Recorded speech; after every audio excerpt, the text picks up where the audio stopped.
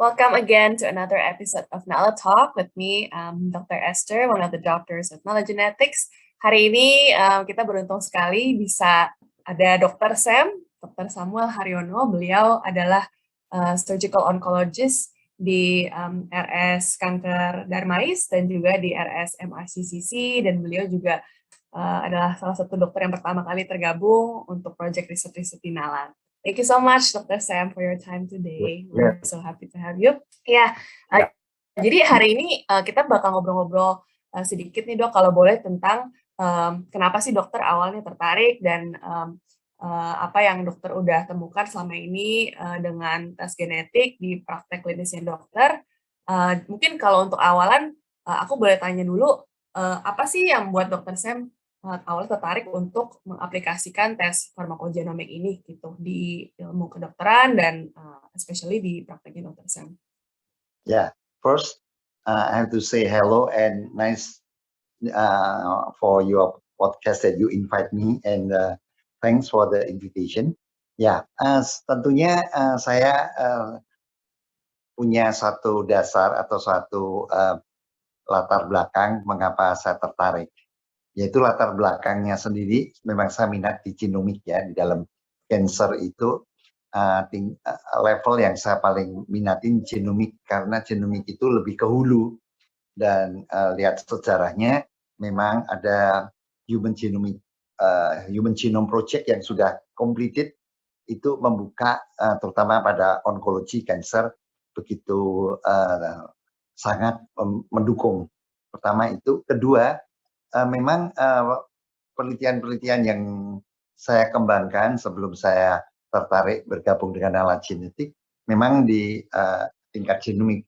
Sayangnya memang jauh sebelum era ini ya, adanya pandemik ini, genomik itu kurang diperhatikan, meskipun di luar negeri sudah disebut era genomik ya. Nah, itu sebetulnya sekarang sudah dilewatin.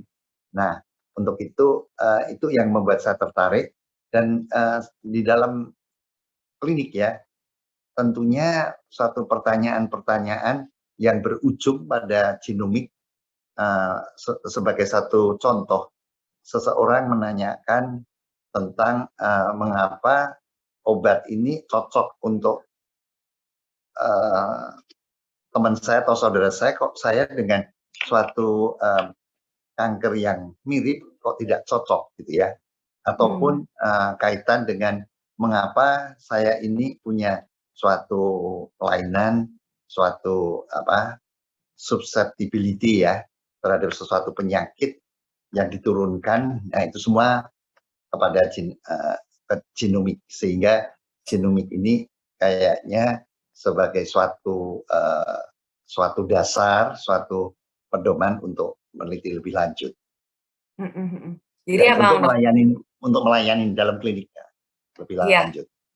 Jadi dokter saya memang udah ada ketertarikan, kebetulan ada fasilitas dan aksesnya gitu ya sekarang. Jadi dan penerapannya di studi klinis juga sebenarnya banyak ya, Dok ya. Mungkin boleh aku tanya lebih lanjut, menurut Dokter Sam itu validitas dari bukti riset yang udah ada gitu untuk penggunaan tes farmakogenomik, mungkin buat orang-orang yang nggak gitu familiar gitu, Dok, atau nggak gitu paham, tapi sebenarnya basis sainsnya itu seperti apa sih gitu yang ada di luar sana? Ya, kita ketahui tentunya di dalam onkologi ini ya, khusus penyakit kanker ini, banyak kita mengikuti rekomendasi-rekomendasi. Nah, rekomendasi itu kebanyakan di klinik ya. Tetapi perkembangan dari perhimpunan onkologi itu sudah mengarah ke arah genomik ya. Sehingga khususnya industri pharmaceutical company ya, itu obat-obat yang dikembangkan itu ada sesuatu rekomendasi, yaitu suatu badan yang disebut CPIC ini adalah memonitor. Nah, kalau saya melihat bagaimana kami harus melakukan di Indonesia, itu sama juga saya harus memvalidasi. Jadi kalau suatu sistem di Indonesia, kebanyakan suatu model ataupun suatu protokol atau prosedur baru mau diterapkan di masyarakat kita, tentunya kita harus memvalidasi dulu. Istilah validasi itu harus mengikuti the well established institution dari luar yang sudah baku, mereka sudah kokoh. Nah, kita juga ingin memvalidasi, melihat, aku kasih tanda petik, genomik kita itu bagaimana. Kata genomik ini berkaitan dengan kriteria apa yang cocok untuk ya Indonesian way ya. Indonesia punya suatu kriteria yang lain. Tadi menjawab pertanyaan seorang pasien mengapa obat ini cocok untuk teman saya atau saudara saya tidak cocok, itu mungkin tidak masuk di kriteria itu. Sehingga dalam validasi kami butuh sesuatu istilahnya kayak clinical trial ya. Jadi kita mencoba nih, kita melakukan clinical trial dari masyarakat kita untuk memvalidasi dari apa yang rekomendasi dari luar. Iya. Jadi memang ada badan yang dari luar yang mungkin udah duluan gitu ya, Dok, dalam mengadopsi approach genomik ini, tapi juga di Indonesia sendiri atau di populasi yang baru itu butuh dilakukan studi validasi gitu yang dari hasil riset yang udah ada gitu. Nah, ngomongin studi validasi ini kan Dr. Sam juga mengepalai studi riset kami di bidang kanker payudara gitu, kerjasama.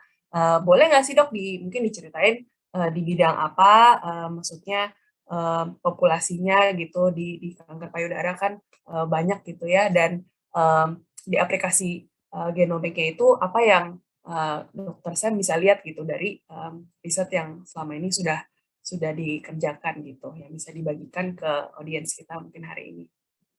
Ya, kalau melihat dari pengalaman, ya pengalaman kami ini pengalaman yang sudah kenyang dengan kegagalan gitu ya, kesulitan yang keterbatasan yang kami dapetin dalam suatu penelitian. Ini mungkin saya bisa share dengan para peserta, para pendengar, para pemirsa, bahwa begini, ketika saya melihat genomik pada sesuatu yang mengarah ke penyakit, utamanya studi saya selalu pada kanker payudara.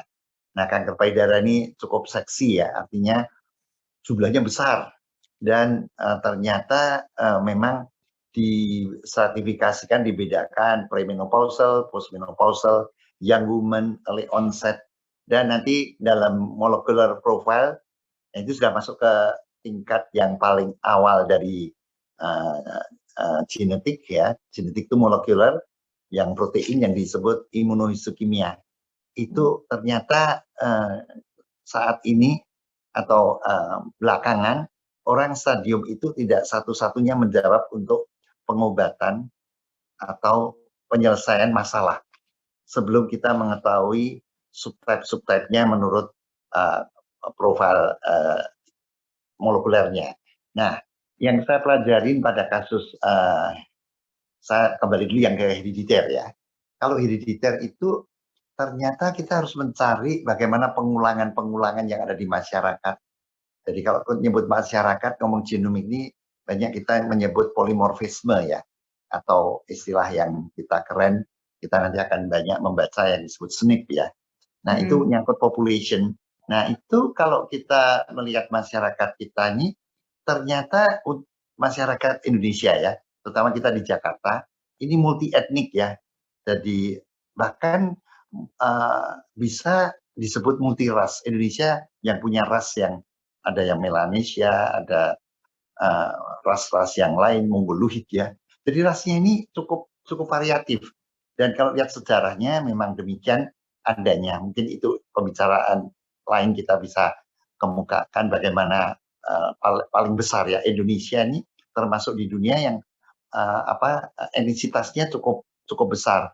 Sehingga sampai sekarang belum ditemukan yang disebut founder mutation dari suatu kasus yang herediter. Ini kasus yang sangat simpel ya, dari germline kita cari nggak pernah ketemu. Lain dengan masyarakat yang terisolir.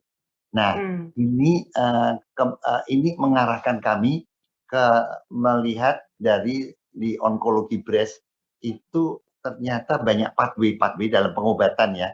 Nah, pathway itu harus diikuti dengan stratifikasi subtype-subtype-nya dulu.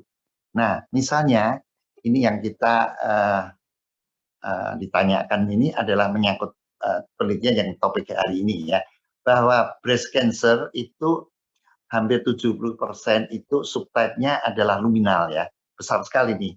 Luminal ini adalah ER positif, estrogen reseptornya positif, PR positif, HER2 negatif gitu ya. Nah, yang luminal ini tentunya mengundang kita untuk fokus pada pengobatannya adalah hormonal. Jadi ini pathway-nya jadi endocrine pathway.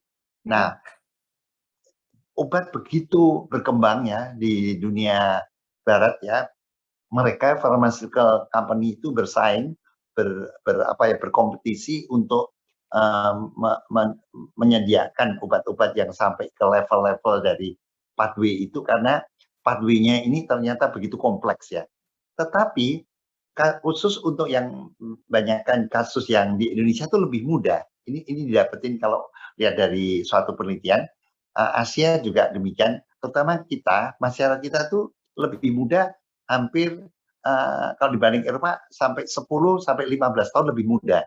Nah, yang women ini dan juga yang premenopausal ini ternyata studi kami, saya mempunyai populasi saya yang saya teliti, usia rata-rata itu 48. Kemudian di Jogja itu maaf, saya 47, Jogja 48, kemudian di Padang itu 46. Jadi sekitar itu menjelang menopause tapi di atas 45. Nah, kasus-kasus premenopausal ini adalah yang masih memakai obat yang kita kenal. Obat ini istimewa ya, namanya tamoxifen. Nah, tamoxifen yang menemukan, saya harus ingat sama yang menemukan ya. Yang menemukan ini dia itu sampai dikasih gelar ya, dikasih gelar sama Ratu Inggris Lord ya. Siapa namanya penemunya ini?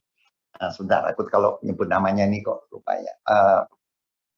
Penemu ini dia obat ini kayak kacang goreng itu, banyak dipakai karena masyarakat banyakkan yang early premenopausal memang dengan 70% ER positif tadi memang diberikannya tamoxifen. Tetapi tamoxifen ini pada beberapa pertemuan perkembangan di onkologi rekomendasi seperti di St. Gallen, kok ini ya terus terus mau digerus gitu, artinya mau digeser oleh pengobatan yang baru ditemukan. Nah, saya masih ingat di pertemuan St. Gallen para pakar itu pada menanyakan apakah penggantinya itu sudah pada tempatnya, apa memang betul diperlukan, yang berarti tamoxifen sudah tidak mampu lagi. Ternyata dari satu studi, ya ini tadi, ketika kita melihat precision therapy, mengapa kita beranjak ke pengobatan lain sebelum tamoxifen itu dimaksimalkan, ya, maksimiskan pengobatan ini. Nah, itulah yang mengundang kami meneliti bahwa tamoxifen yang ini kenapa kita masih pakai, yaitu dengan metabolisme tamoxifen. Boleh saya cerita itu sedikit? Ya, silakan banget dok. Jadi tamoxifen itu adalah suatu produk ya. Dia satu produk.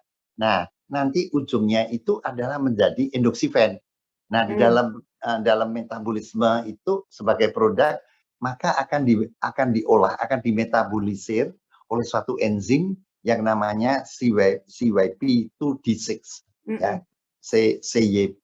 CYP2D6 ini itu adalah suatu enzim yang mengolah nanti menjadi endoxifen.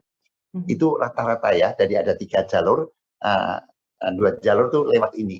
Nah, jalur ini itu nanti akan merubah jadi obat itu dari obat yang aktif endoxifen. Namun demikian, enzim ini CYP2D6 ini dia gennya itu ternyata banyak polimorfisme ya, banyak sekali. Sehingga adanya suatu mutasi dari gen ini akan mengurangi perannya dari enzim ini untuk memetabolisir menjadi zat aktif. Nah, atas dasar itu maka kita melihat bahwa bagaimana di tingkat genomik, dari genomiknya, genotipenya bagaimana ini gen ini. Ternyata dari fenotipenya, dari genotip yang berbeda-beda itu kita telah pelajari, dan ini yang kami teliti ya, dan kami validasi dan kami teliti. Nah, dari fenotipenya maka terbagi atas ada yang ultra metabolizer, ada yang normal, ada yang yang satu itu intermediate, dan satu lagi yang poor. Nah, anehnya di masyarakat masih tingkat Asia ya, di Singapura dan di Malaysia, mereka sudah menemukan kira-kira berapa banyak. Tapi di Indonesia, tanpa kita duga, validasi yang kami lakukan pada kasus-kasus wanita dengan premenopausal breast cancer ER positif dengan memakai tamoxifen, ya sudah memakai minimal berapa bulan gitu ya, 8 bulan, itu ternyata didapatkan cukup besar. Ya, di sini disebutkan 40,75, yang 41% intermediate kasusnya. Dan itu konsekuensinya perlu adjustment dosisnya jadi double, dari yang umumnya 20 mg menjadi 40 mg. Nah, penyesuaian itu penelitian kami tentunya nggak sesimpel itu. Nah, atas dukungan dan tim dari Nala Genetik, kita lakukan bersama suatu penelitian validasi dan mengumpulkan kasus-kasus itu, kira-kira kita target 200 ya, 150 lebih sudah terkumpul, jadi kita bisa ngomong sedikit hasilnya. Ternyata pemeriksaan ini membutuhkan sesuatu istilahnya konfirmasi ya, jadi di tingkat genomik. Nah, kita tentu tahu kalau di farmakogenomik itu farmakologinya itu adalah di konsentrasi dalam darah ya. Jadi kita ngambil genomiknya lewat swab ya. Kemudian ada pemeriksaan qPCR, dan PCR kita ada sama-sama ini. Kemudian di dalam darah itu ya ada pemeriksaan dari kromatografi yang istilahnya alat itu sampai spektrografi yang menilai untuk konsentrasi. Ternyata memang terkoreksi dosisnya endoxifen di dalam darah. Nah, ini yang berani kami sodorkan validasinya cukup signifikan dan cukup valid ya, sehingga kita memberanikan untuk menawarkan pada pasien-pasien. Kira-kira penelitiannya ke situ. Kalau nanti tanya penelitian, saya akan siap menjelaskan.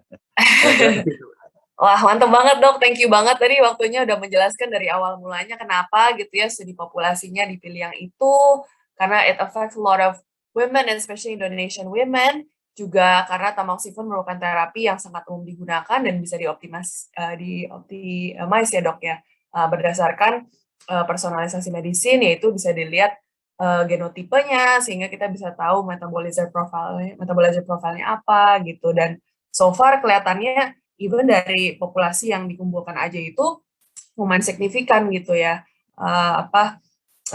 prevalensi yang ditemukan, sehingga mungkin di kedepannya ini boleh terus dikembangkan gitu ya dok ya, untuk diaplikasikan juga supaya terapinya lebih efektif gitu. Thank you banget dok, tadi udah dijelasin dari mulai awal sampai dokter ikut seminar sampai fungsi dari kita mengetes si genotipenya ini. Mungkin untuk penutup aku pengen tanya Dokter Sam, kan ini udah nih ada riset, ada validasi gitu kan, dan kelihatannya bisa dikembangin di berbagai area gitu kan di kedepannya. Tapi harapan Dokter Sam sendiri apa sih untuk tes farmakogenomik gitu di bidang onkologi dan mungkin kayak di bidang kedokteran lebih besarnya gitu? Ya, kalau harapan saya sebetulnya saya juga melihat visi misinya dari Nala Genetik yang begitu mulia ya. Saya tentunya harapannya juga sejalan dengan visi Nala Genetik, bahwa sekarang kita eranya era genomik, memandang manusia dengan satu hal yang utuh ya. Artinya sebagai person atau kita akan mengarah ke personalized medicine atau disebut individualized, jadi atau precision. Jadi kita kata precision itu bagaimana ya yang dulunya kedokteran itu masih disebutnya arts and art, jadi semua itu tergantung dari dokternya suatu seni, tapi sekarang seni itu juga punya suatu evidence base gitu ya, suatu evidence base.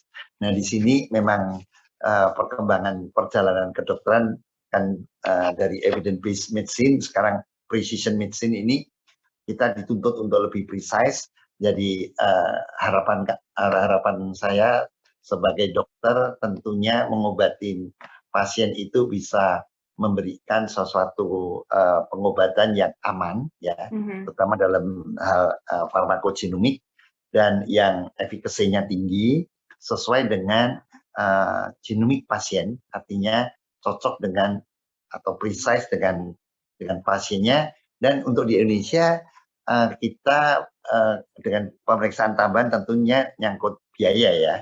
Nah kalau begitu sebetulnya kalau kita pikir lebih jauh dan pikir lebih rasional, ini lebih rasional. Biaya justru akan lebih irit dan efikasi yang kita sasar, target kita akan tercapai. Jadi harapan saya untuk Indonesia, bagaimana kita kembangkan ini ke pusat-pusat pelayanan, klinik-klinik kanker. Ini kita fokus pada tamoxifen, di mana kasus ini satu terbanyak, dan ini the first rank, jadi kanker payudara itu the first rank, atau the first rank itu peringkat pertama, karena multifaktorial, dan yang paling banyak adalah hormonal, jadi ER positif, dan tamoxifen itu adalah obat yang betul-betul masih kita pakai sebelum kita memakai obat-obat yang lain. Maka kita lihat dulu bagaimana genomiknya, metabolismenya. Jadi harapan saya ya nanti nalar genetik bisa membantu di masing-masing klinik. Syukur-syukur masing-masing bisa ikut mengembangkan untuk pemeriksaan genomik ini di lab-lab yang seperti sekarang menjamur ya dengan PCR pada COVID.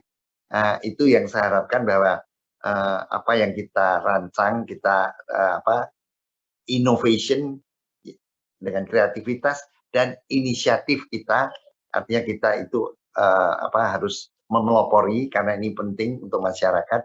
Semoga bisa diterima dan nanti bisa diajukan ke Badan POM dan ke pengambil kebijakan untuk dipakai sebagai suatu pedoman genomik, farmakogenomik. Dan farmakogenomik itu cukup luas ya, nggak cuma tamoxifen, nanti ada obat-obat lain. Itu harapan saya. Wah, mantep banget dok. Ya itu yang menjadi harapan kami juga sih gitu, dengan orang lebih ada awareness gitu akan tes ini. Kami bisa memfasilitasikan itu sebagai tes tambahan gitu ya untuk dokter supaya they can give better care juga untuk personalisasi medisinnya gitu, dan sebagai pasien juga lebih senang lah pasti dan lebih lega gitu kalau misalnya terapinya itu jauh lebih efektif. Dan kami harap juga di kedepannya pastinya tes farmakogenomik ini lebih terjangkau, lebih bisa reach masyarakat yang lebih luas lagi ya. Thank you banget Dr. Sam for joining us today. It's been such a pleasure talking to you. Kita belajar banyak. I'm sure today yang mungkin tadinya nggak tahu gitu, ternyata tes farmakogenomik ini udah digunakan di onkologi dan di pasien breast cancer juga gitu. Sekarang kita lebih tahu gitu tentang aplikasinya. Oke, mungkin sampai ketemu di episode yang mendatang, and take care. Bye. Oke, thank you.